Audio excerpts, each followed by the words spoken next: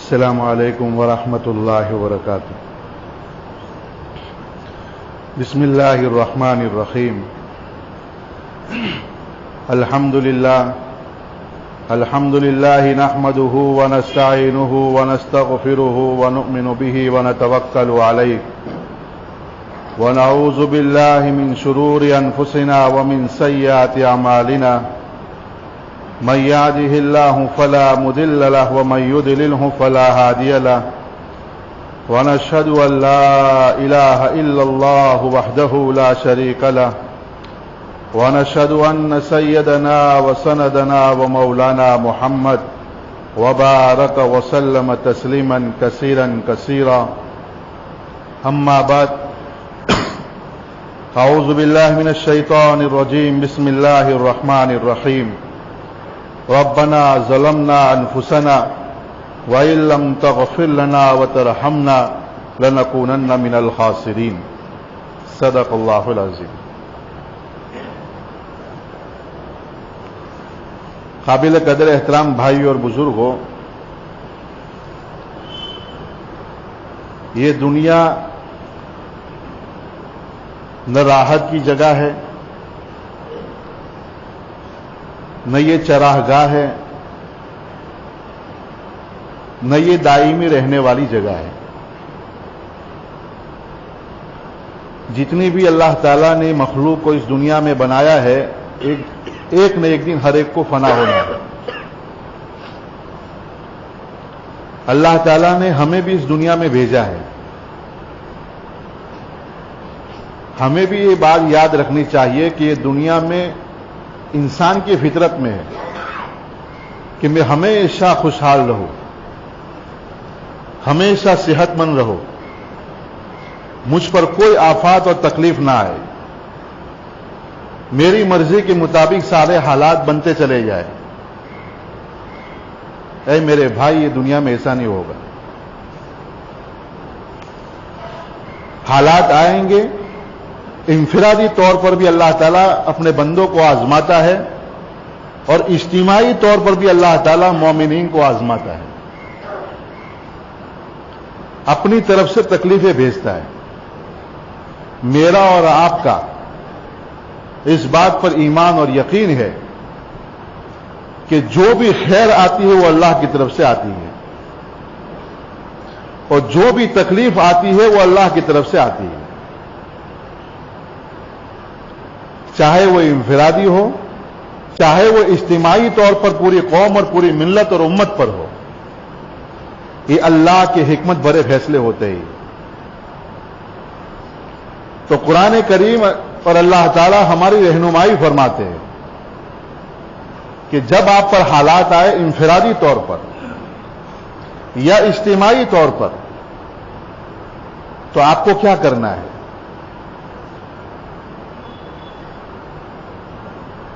یہ ہماری رہنمائی کر رہے ہیں۔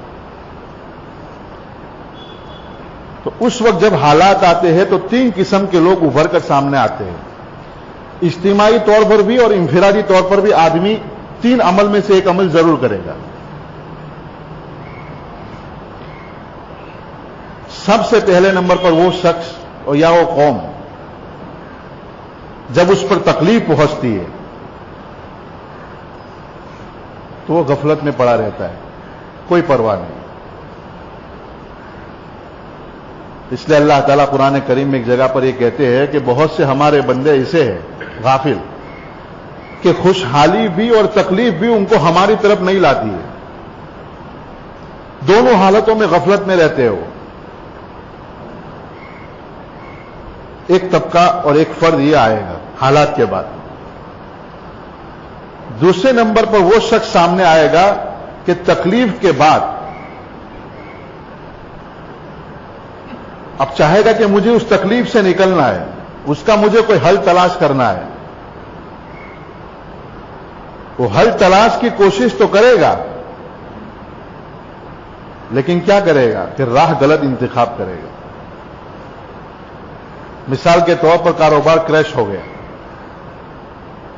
مالی بوجھ بڑھ گیا، منافع کی بجائے گھاٹا ہو گیا اس کو، اب اپنی اس دکان کو اٹھانے کے لیے اس کو صحیح راستہ اپنانے کے بجائے وہ کیا کرے گا؟ وہ سود کی طرف چلا جائے گا. بیماری آ گئی اس کو, اولاد نہیں ہو رہی ہے اس کو, اگر اولاد ہو رہی تو لڑکے نہیں ہو رہے,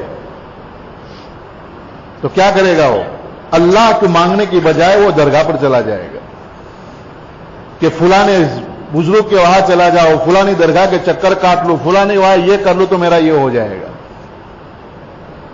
نتیجہ ہے کہ قرآن یہ کہتا کہ یہ بھی ناکام ہے. تیسرا طبقہ وہ ہے کہ جن کی طرف خوشحالی اور حالات جب ان کی طرف پہنچتے ہیں تو وہ لوٹتے ہیں اللہ کی طرف.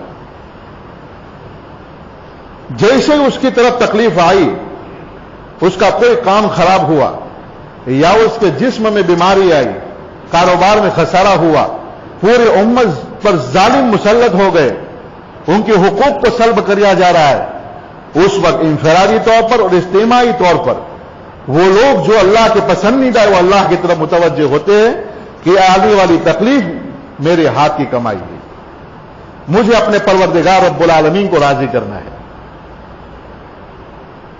تو اپنے اندر تلاش کرتے ہیں. لیکن آج زیادہ تر لوگ وہی لوگ ہیں ان تکلیف اور ان حالات کے اسباب کو باہر تلاش کرتے ہیں.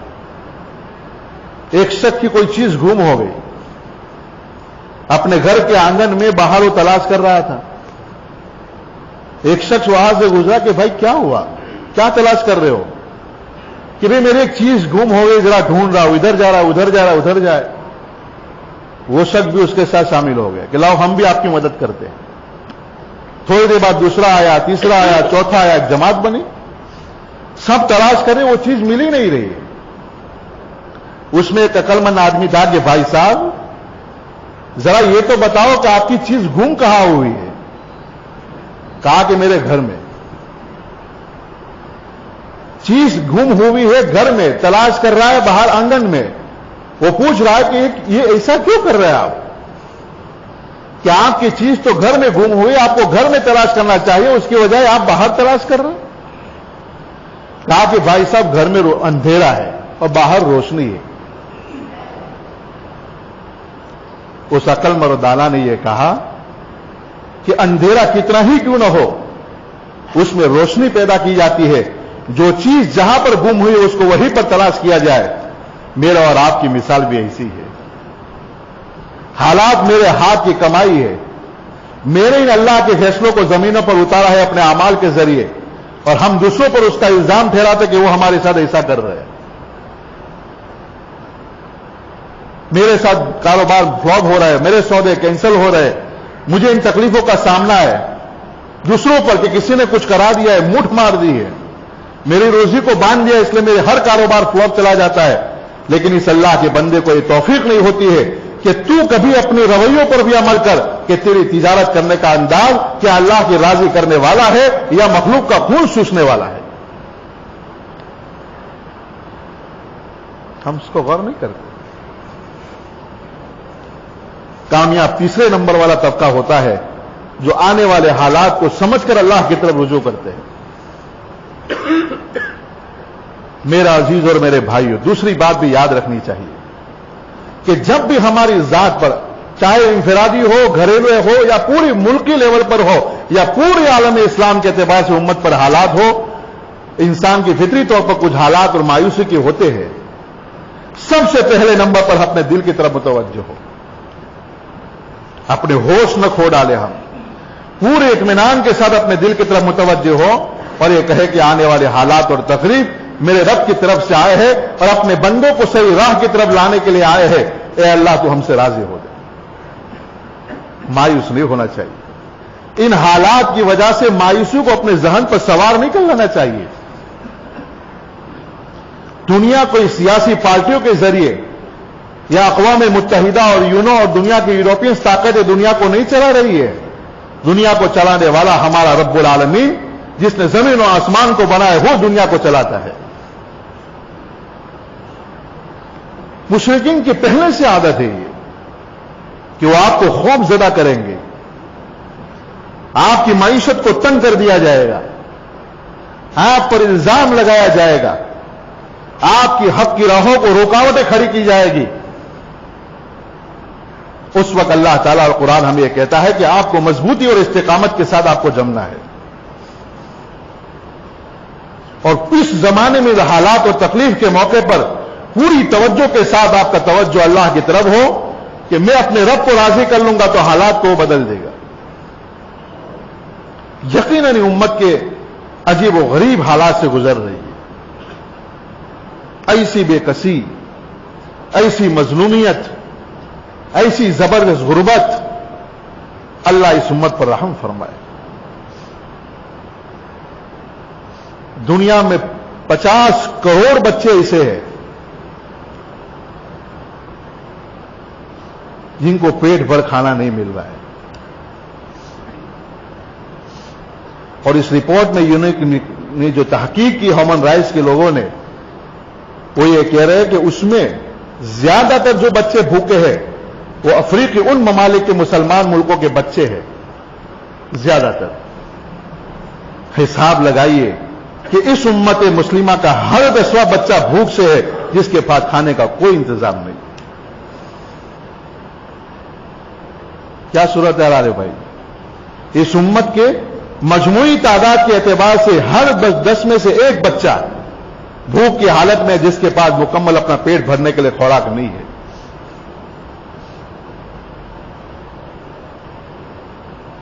عراق کو دیکھ لیجیے آپ، جن لوگوں نے ان کیمپوں میں گئے ہیں، لبنان کے کیمپوں میں، شام کے علاقوں میں، ان کے پاس دانت میں درد ہوتا ہے، پین کلر دواؤں کا ان کے پاس انتظام نہیں ہے، بڑے بڑے زخم ہیں ان کو، سسک کے دنیا سے رگڑ کر دنیا سے جا رہے ہیں۔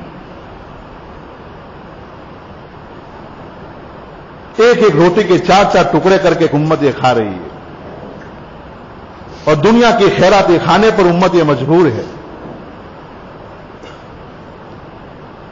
یہ مجموعی طور پر یہ امت کی حالات ہے۔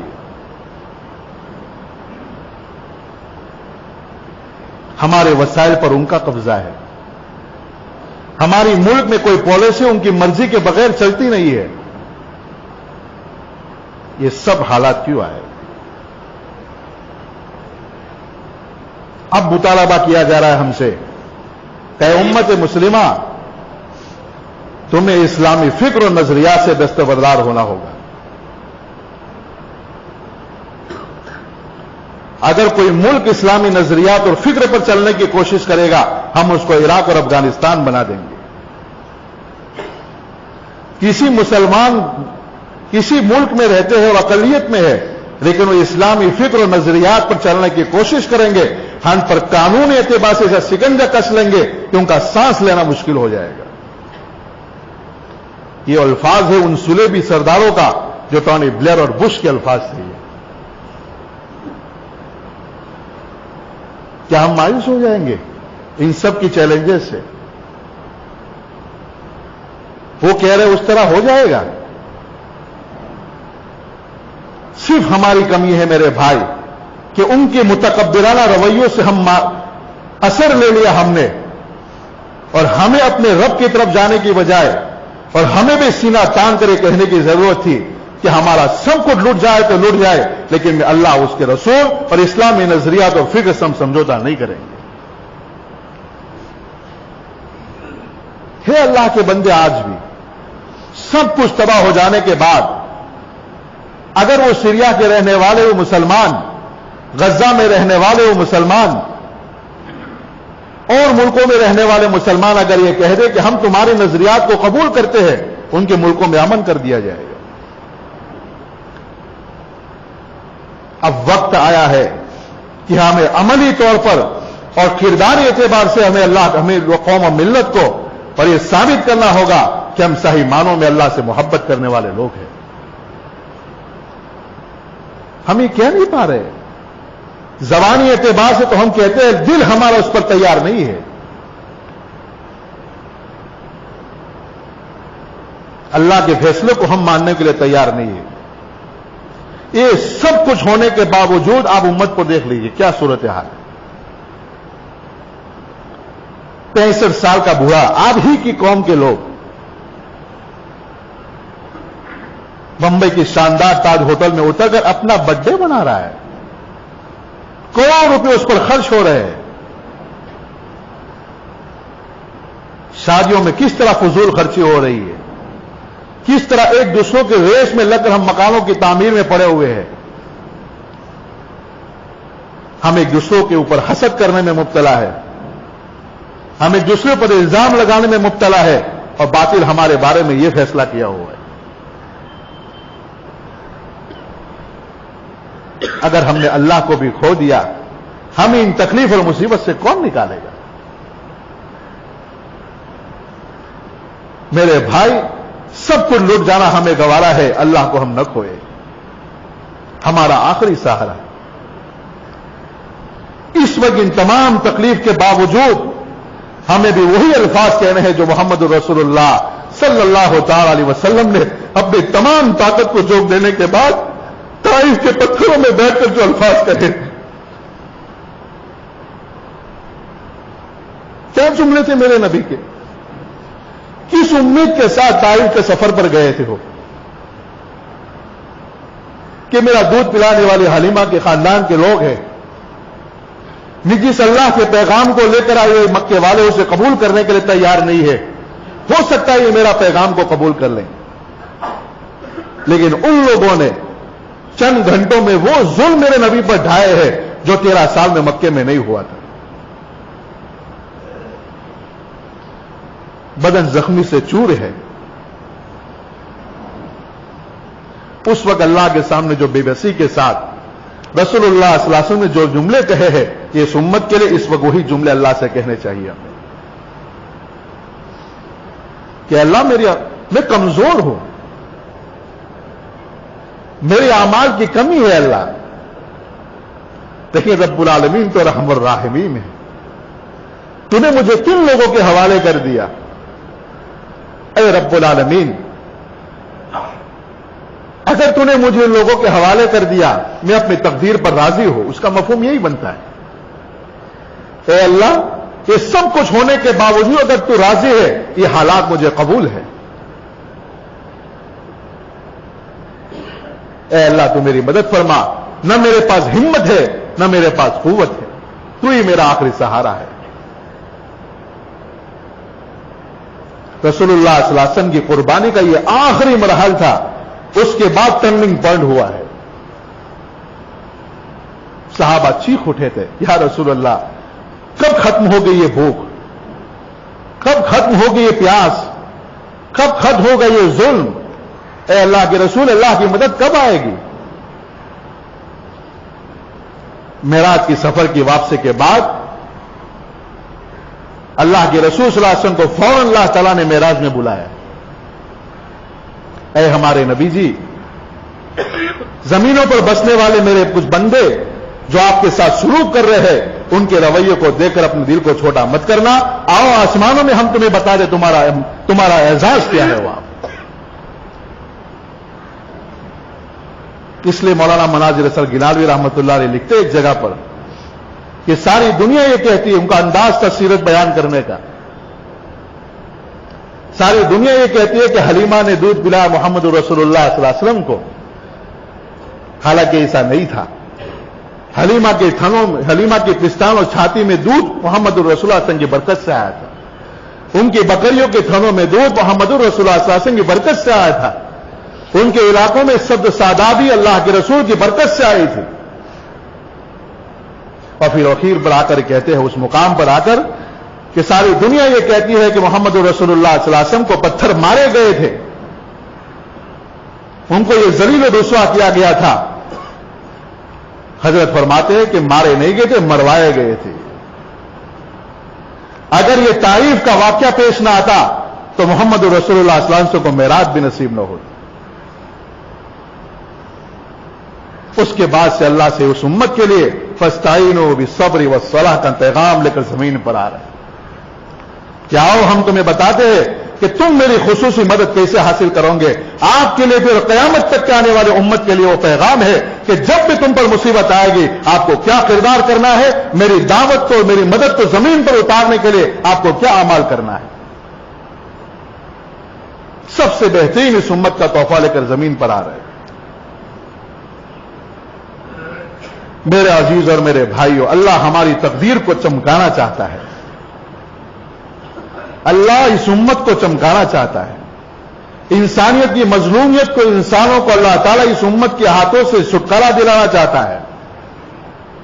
اپنے دین کو دنیا میں غالب کرنا چاہتا ہے.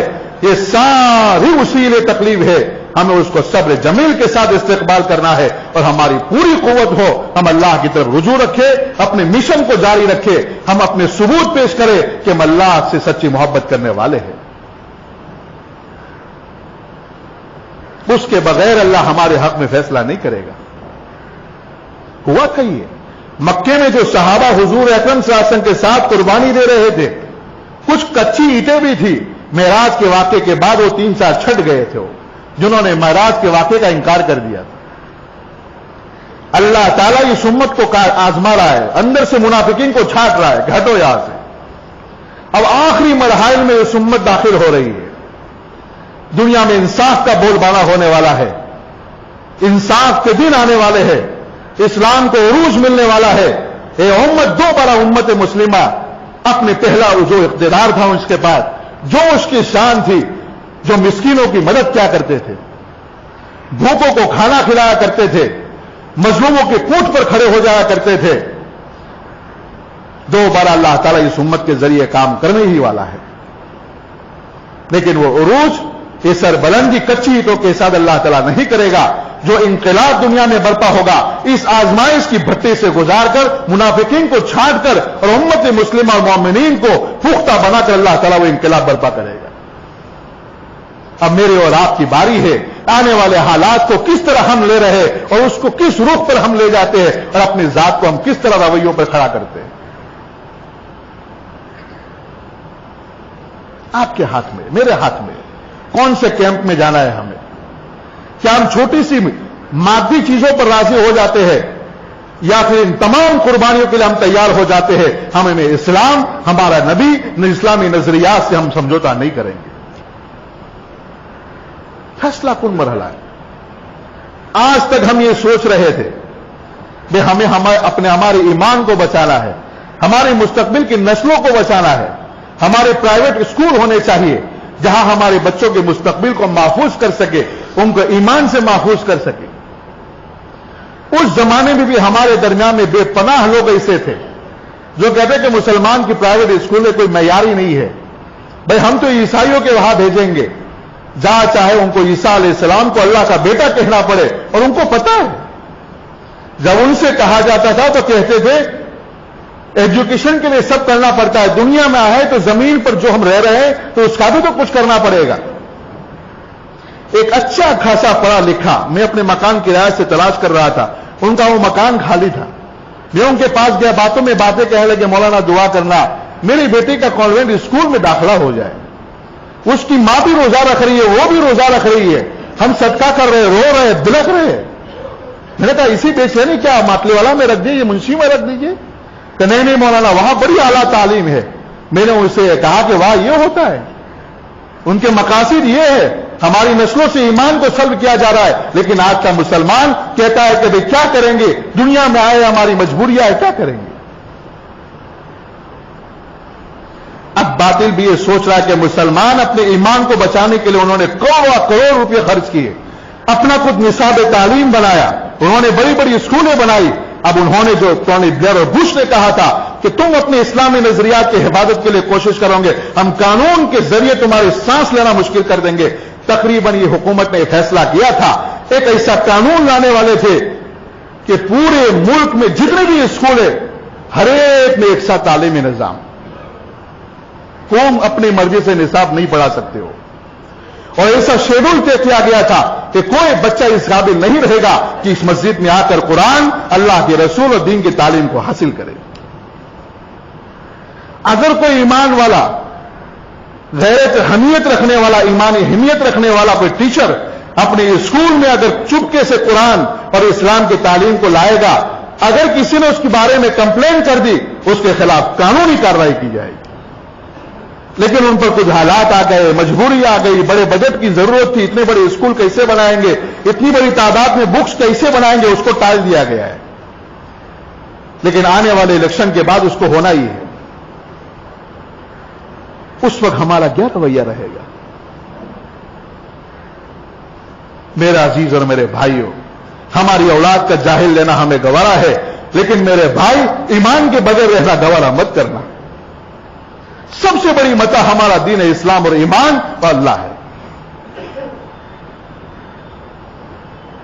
اور بھی آگے بولیں گے، حالات اور سخت ہوں گے، یہ مت سمجھنا کہ امن دنیا میں آ جائے گا۔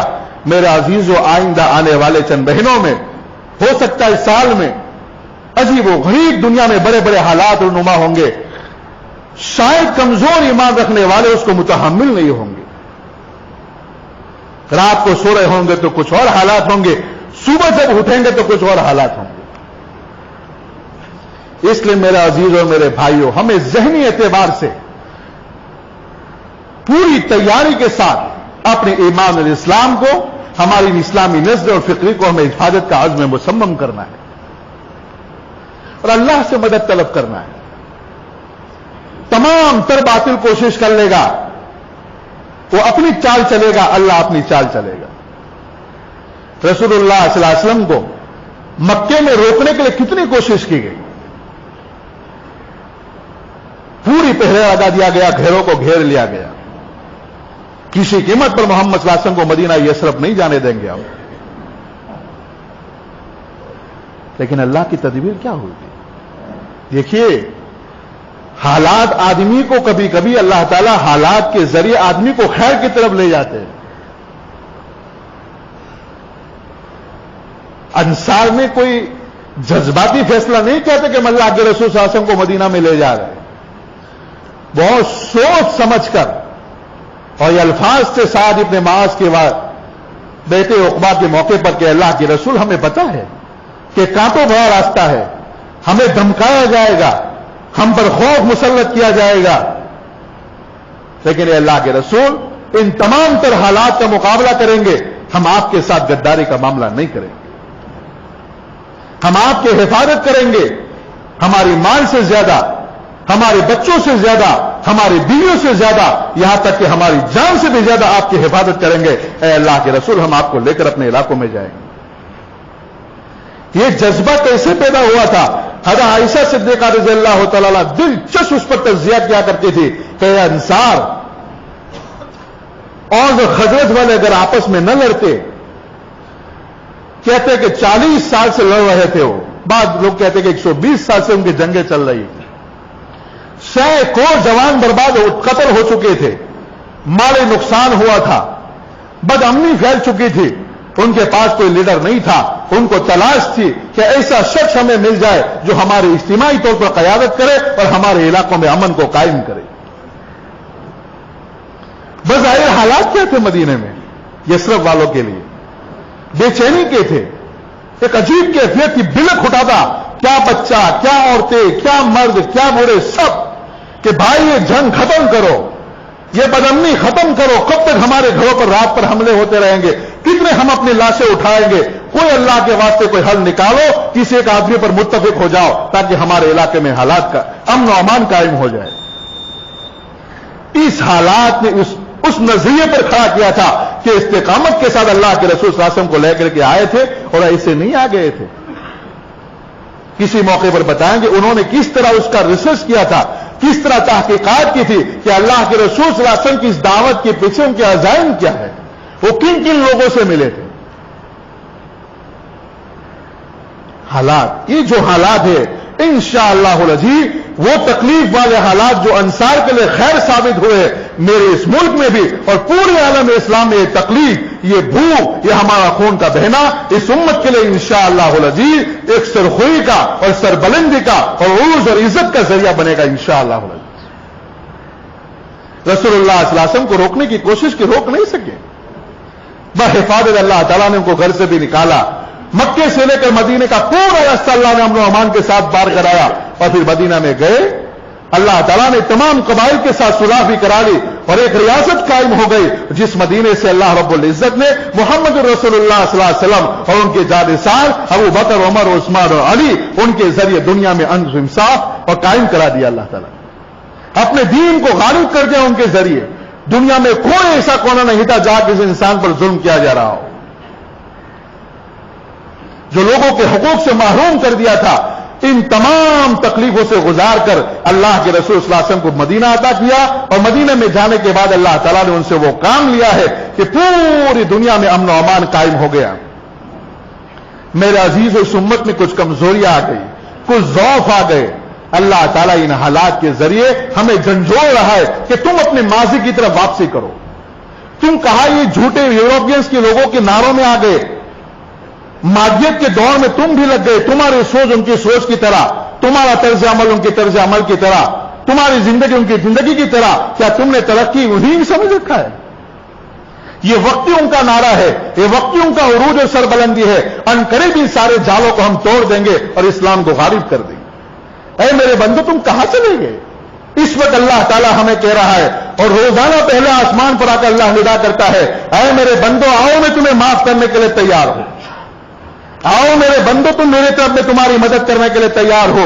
آؤ، تمہیں اگر معاشی بحران کا سامنا ہے، آؤ میرے پاس، میں تمہارے رزق کے مسائل کو بھی حل کر دوں گا۔ لیکن یہ امت غفلت کے ساتھ سو رہی ہے، نہ اس کو اپنی ذات کی پرواہ ہے، نہ اپنے بچوں کی پرواہ ہے، نہ اپنے قوم اور ملت کی پرواہ ہے۔ اسے بے لگام گھوڑوں کی طرح غفلت کے صدم زندگی گزار رہے۔ اے میرے بھائی، اس سے کام چلنے والا نہیں ہے۔ ہم اس غفلت سے نکلے، ان حالات کو سمجھے، اپنی آنکھوں کو کھولے، اپنے کانوں کے ذریعے دنیا میں قرب و جوار سے آنے والی آوازوں کو سمجھے کہ ہمیں کیا اشارات اللہ کی طرف سے ملے۔ اب بھی ہمارے پاس موقع ہے ہمارے ملک میں میرے بھائی، جو اس وقت عالم اسلام میں حالات ہے اور آئندہ آنے والے جون کے بعد جو ایک عجیب تبدیلی ایک اسرائیل کے ذریعے جو وجود میں آگے کیا حالات برپا ہوں گے، اب بھی میرے اور آپ کے پاس موقع ہے کہ سب سے پہلے نمبر پر اللہ کی طرف ہم رجوع کریں، اور دوسرے نمبر پر ہمارا سب سے بڑا کام یہ کہ ہم برادران وطن میں جا کر دین اسلام کے پیغام کا ان کے پاس پہنچائے، ان کو تعارف کرائے کہ اسلام دہشت گردی نہیں سکھاتا ہے، اسلام امن کا مذہب ہے، مسلمان یہ ہے۔ ہمارے نبی نے ہمیں یہ تعلیم دی ہے، اس کو سمجھانا ضروری ہے، ورنہ میرے بھائی اگر یہ ہم نہ کر سکے، ان کے غصے سے، ان کے نفرت سے ہمیں کوئی نہیں بچا سکے گا۔ ہمارے ساتھ بھی پھر وہی ہوگا جو اسپین میں ہوا تھا۔ اس لیے آپ سے معتبرہ گزارش ہے، سامنے مبارک مہینے آ رہے ہیں، اللہ کی طرف زیادہ سے زیادہ رجوع کرے، اللہ سے خیر مانگے کہ اللہ پوری امت مسلمہ پر اور پوری انسانیت پر اللہ رحم و کرم کا معاملہ فرمائے۔ میری اور آپ کی ذمہ داری ہے، ہماری ذمہ داری ہے کہ ہم ہاتھ سے مدد کریں۔ اگر یہ نہیں کر سکتے ہیں، ہم دعائیں کریں اور اپنی ذات کے اعتبار سے سچا پکا مومن بنے، تاکہ اللہ تعالیٰ ہم سے راضی ہو جائے، اور راضی ہونے کی شکل میں اللہ تعالیٰ ان تمام حالات کو اللہ تعالیٰ بدل دے گا۔ اس کے بغیر کوئی حالات نہیں بدل سکے گا۔ حالات کا بنانا، حالات کا بگاڑنا یہ اللہ کے ہاتھ میں ہے، یہ ہمارا ایمان ہے۔ اسی کے مطابق آج سے عزم مصمم کر کے جائیے کہ مجھے سچا پکا مومن بن کر دنیا میں زندگی گزارنی ہے، کہو انشاءاللہ۔ اور آج سے توبہ کی 2 رکعت پڑھ کے جائیے کہ اللہ آج تک میں نے جو زندگی گزاری ہے اے اللہ میں تجھ سے توبہ کرتا ہوں، میں انشاءاللہ جھوٹ نہیں بولوں گا، وعدہ خلافی نہیں کروں گا، میں کسی پر ظلم نہیں کروں گا، حق والوں کے حق ادا کر دوں گا، اور اے اللہ تیری رضا کے خاطر دنیا میں زندگی گزاروں گا، تیرا بن کر زندگی گزاروں گا۔ یہ اللہ سے دعا کر کے مسجد سے جائیے، انشاءاللہ العزیز اللہ کے نزدیک کوئی مشکل نہیں ہے۔ اس سے پہلے بھی بڑے بڑے فرعون آئے، اللہ نے ان کو سمندر میں غرق کر دیا۔ بڑے بڑے قارون آئے، اللہ نے زمینوں میں ان کو دسا دیا۔ ابراہیم اپنی فوج کے نشے میں آیا تھا، ابابیل کے ذریعے اللہ نے ان کو پٹوا دیا۔ نمرود کے لیے اللہ نے مچھر کا انتظام کیا۔ اللہ کے پاس لامحدود خزانے اور فوج ہے، اللہ ہماری مدد کے لیے اتار دے گا۔ اس لیے بالکل ہمیں مایوس ہونے کی ضرورت نہیں ہے۔ عزم مصمم کے ساتھ، ایمان کامل کے ساتھ، یقین کامل کے ساتھ دین و شریعت پر عمل کرنے کا کام شروع کیجئے۔ اللہ آج بھی اپنی ان طاقتوں کے ساتھ ہماری مدد کرنے کے لیے تیار ہے۔ اللہ تعالیٰ مجھے اور آپ کو اور پوری امت مسلمہ کو صحیح معنوں میں ایمان اور اسلام پر عمل کرنے کی توفیق عطا فرمائے۔ جہاں کہیں بھی امت مسلمہ پریشان حال ہے، اللہ تعالیٰ ان کی پریشانیوں کو دور فرمائے۔ اللہ تعالیٰ شام میں امن قائم فرمائے، اللہ تعالیٰ عراق میں امن قائم فرمائے، اللہ تعالیٰ برما میں امن قائم فرما، اللہ کشمیر کے مسلمانوں پر مدد فرما، اے اللہ جہاں کہیں بھی پریشان حال ہے مسلمان، اے اللہ تو اس امت پر رحم فرما، تیرے نبی کی بھوک کا واسطہ، میری نبی کی قربانیوں کا واسطہ اس امت پر رحم فرما دے، اے اللہ اس امت پر رحم فرما دے، ہمارا تیرے علاوہ کوئی نہیں ہے، اے اللہ ہم ہونے کے علاوہ کیا کر سکتے ہیں، اے اللہ ان ظالم کے ہاتھوں سے اس امت کی گردن کو آزاد فرما دے اور امن و امان کو قائم فرما دے، ہمارے ملک کی بھی حفاظت فرما، اے اللہ وہ یہاں فساد کرنا چاہتے ہیں، اے اللہ تو ہماری پوری حفاظت فرما، اے اللہ ان کے آپس میں انتشار ڈال دے، ان قانونوں کو فرعون سے ٹکرا دے، حامان کو شداد سے ٹکرا دے اور اس امت کی گردنوں کو آزاد فرما دے، اے اللہ ہماری مدارس کی حفاظت فرما، ہمارے خانقاہوں کی حفاظت فرما، وہ مسلمانوں کے مکانوں کی حفاظت فرما، جائیدادوں کی حفاظت فرما، مساجد کی حفاظت فرما اور امت میں اتحاد اتفاق پیدا فرما، اور اے اللہ ہماری دعاؤں کو قبول فرما، حرم شریفین کی حفاظت فرما، مسجد اقصی کی حفاظت فرما، اور اے اللہ اس امت کی بھی حفاظت فرما، اے اللہ تو ہمارا حامی اور ناصر ہو، ہماری دعاؤں کو قبول فرما، سبحان ربک رب العزت عما یصفون وسلام علی المرسلین والحمد للہ رب العالمین برحمتک یا ارحم الراحمین۔